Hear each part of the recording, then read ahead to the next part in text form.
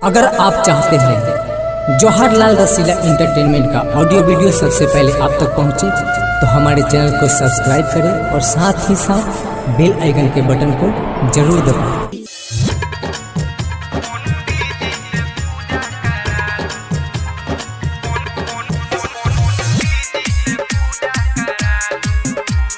DJ Kundan Raj हर सीधी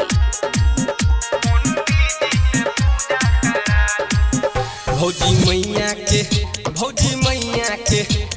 मैया के कलशा बैसालू पंडित जी से पूजा करालू।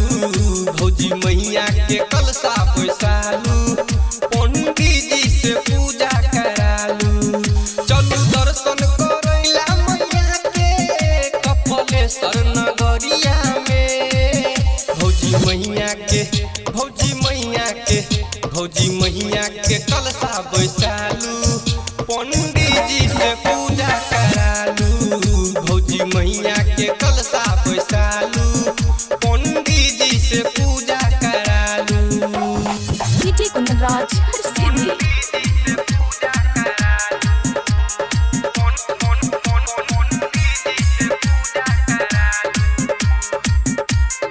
मां दुर्गा रिकॉर्डिंग स्टूडियो दिल्ली। भौजी देरी ने करू तैयारी में अब जल्दी पूजा के थाली सजालू नयब।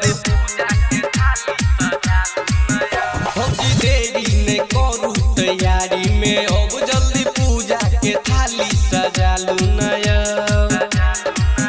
चलू मैया के चुनरी चढ़ाबो कपलेश्वर नगरिया में। भौजी मैया के कलशा बैसालू पंडित जी से पूजा करालू। भौजी मैया के कलशा बैसालू पंडित जी से पूजा करालू। डीजे कुंदनराज हर सीधी मां दुर्गा रिकॉर्डिंग स्टूडियो दिल्ली। दुर्गा मैया के महिमा छे सबसे महान हमहू जाने छे दुनिया जहान।